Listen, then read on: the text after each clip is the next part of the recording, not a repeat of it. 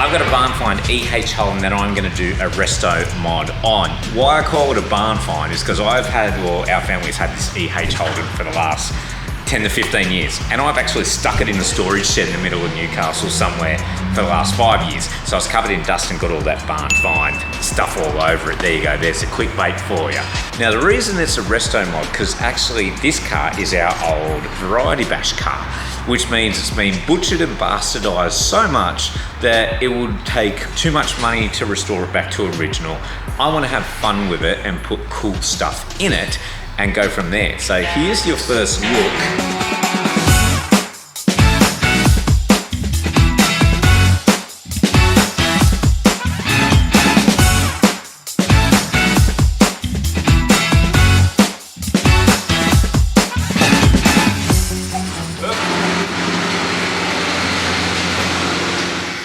Pristine condition. Apparently at one stage in its life it was repainted, and all of these are from the stickers we had on the car for many years, and we left the stickers on there. They've obviously pulled the paint off as best as possible. It's going to have to get repainted anyways. At one stage we were just keeping the stickers on there to hold the rust in and as best as we possibly could. Jeez, not shabby at all. This engine's actually a black engine, not a 12 port out of a VC Commodore or something like that, the Commodores that had the 6 cylinders in them. So it's a 202 black engine. You know, it's got electronic ignition and stuff like that on there. It's got power boosters on it. This thing's got a HR front end as well. So it's got disc brakes up the front. You know, kind of why we're saying a bit of a resto mod for an EH, because a lot of it's just been changed and stuff like that. So a lot of this is either going to get replaced, rebuilt, remodified, crap like that. It smells. It doesn't smell, it's fine. I've had the windows open in it all these years in storage.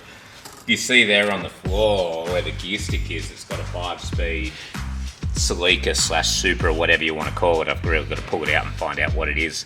Sparko bucket seats. Guess we're going to change a few of them around. The steering works.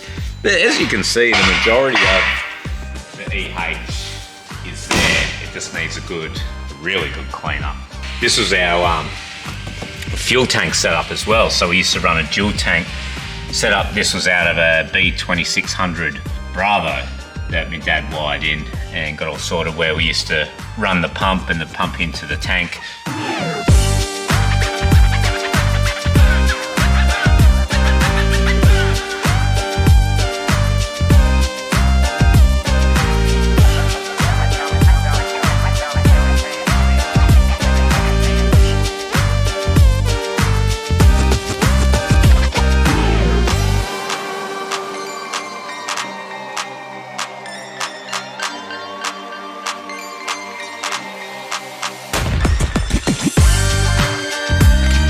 While we're letting this all dry off in the beautiful summer's day, I decided I'm just going to give it a pressure wash all over it, just hit it with a snow job. Obviously, as we can see, the paint is, you know, not in fantastic condition from where we've put stickers on them and ripped them off, even bits of rust. But it's probably an opportunity to talk about what we're going to do with this car. So we had the idea maybe we should sell it and move it on and be done with this project. And I also said, well, if we move this car on, it's got such a big heritage with our family, because obviously we drove it for so many years. We took it on variety rallies. We raised hundreds of thousands of dollars for the charity with it. And I said, I don't really want to give it away. And we can't really afford to go buy another one in questionable condition. So I said, bugger it, let's do what we call like a resto mod on it. It's already got some good gear on there. We want to change it back to a streetable style, but we also don't want it to be perfect as well. We want to use it quite regularly. So if we have a look in the inside, into the back. So we're taking the back seat out of it. So we'll put the back seat back in there because we've still got the back seat. Get rid of this, you know, harness system that we'll use them for years and revert back to the original seat belts. Fix the hood lining up and all that type of stuff. We've got these, if I jump in the passenger seat, See this gauge block, we might reuse that because I can keep my temperature gauges and oil pressure and all that type of stuff. Obviously we won't need these, our strobes and, you know, funny horns and stuff like that. Keep a good dash there, you know, whether we do something with the taco or not. You know, I don't think it really worked anyways to begin with. You know, this thing's got UHFs and, you know, fuel tanks and Terra trips and all that type of stuff. That stuff can go. We know we're going to rip that out. I don't know what's in here though. This has been tech screwed up for as long as I remember, so we might find something cool in there. 5-speed Celica or Supra, I don't know which one it is, box in it, so that's going to be quite good.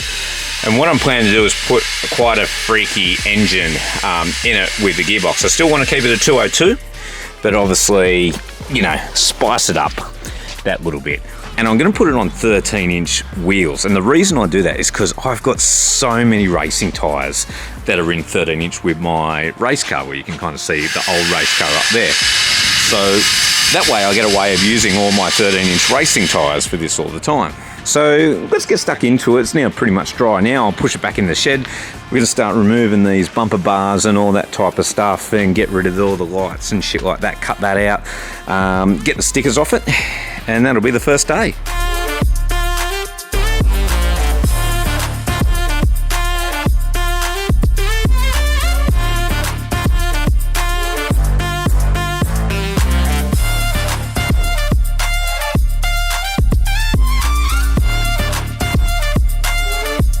This is what you call it, the tow ball on front here, and it's not for really pulling trailers in reverse and that.